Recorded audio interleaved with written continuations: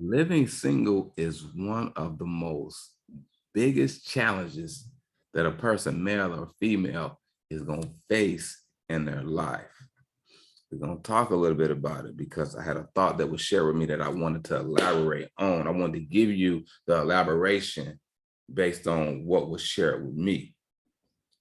So right now it's summertime, y'all.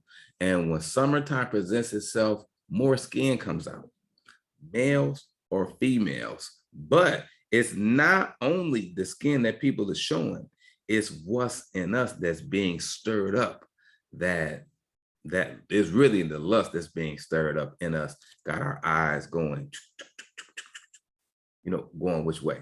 But the thought that was shared with me was I had a young man say to me that if I was a single man, I will be in trouble. We happen to be in the mall. Now, this young man is in a relationship. I don't know the length of the relationship, but he does identify with being in one. And when the statement was said to me, I thought to myself, wow, that's strange. So what you're saying is that if you weren't single, that you would be everywhere talking to the different women. So that was my interpretation. And I shared this with him. I said to him, I'm single and I'm not in trouble. I'm single and I'm not in trouble. So let me share it with you. If you're not married, you're single. I do understand when we say we're not single in a relationship, but if you're not married, you're single, because when you're married, two become one. And there's no singleness in that. Two individual lives come together. But I do understand the expression when we say this.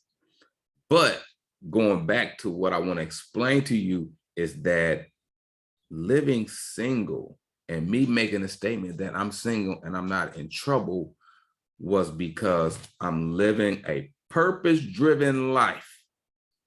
I'm 42 years of age. I've lived some life. So I do understand the ramifications, the end results, the fruit that produces itself when you are in several relationships. And I really don't believe a person can be in several relationships, because I would say that those are situationships.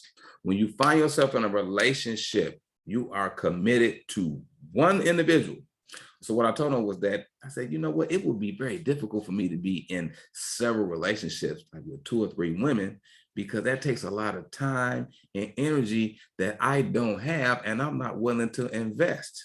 I wouldn't even be able to sustain or really get to know these individuals in an intimate level, from their short-term goals, long-term goals, personal background, pet peeves, what they desire, the things that they like, the things they don't like. It would be entirely too much. But what I told them is that if I had a short-term, instantly gratifying thought process of just wanting to get some, then living single would be difficult.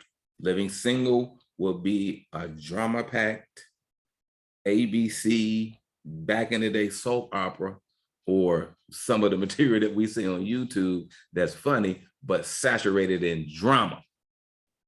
So living single can be difficult, but it's not impossible. Even being celibate or abstaining can be difficult, but not impossible, because I live that life and I've lived that lifestyle for 13 to 14 years. And one of the keys that I was sharing with one of my friends in connection with the conversation of living single is that whatever you don't feed dies. If you feed something, it will live. If you don't feed something, it will die. So for me, the strategy is not to put myself in situations where I'm viewing women in a degrading way, where the skin is all out, where it's the pornography or the soft porn that we do have being televised to our senses. I abstain from that.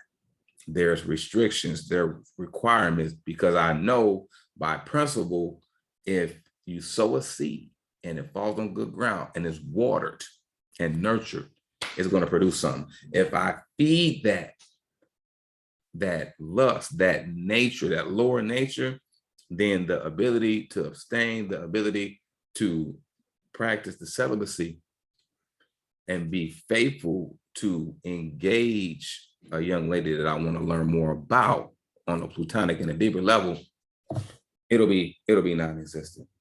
It'll be non-existent. But the other part that I wanted to share in terms of men or males is that if that man or male's objective is to have sex, then he's not going to put effort in guarding his eye gate, guarding his ear gate, guarding his heart gate, because that's not a purpose-driven life.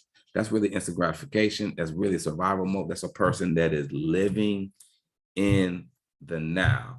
So men, so women, you can live single. You can live a healthy single life.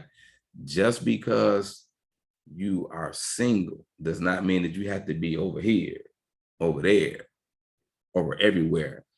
That life is attainable and is able to be lived out. But I will say this, you cannot truly do it and sustain it on your own. It's somebody that you need to help you sustain that lifestyle.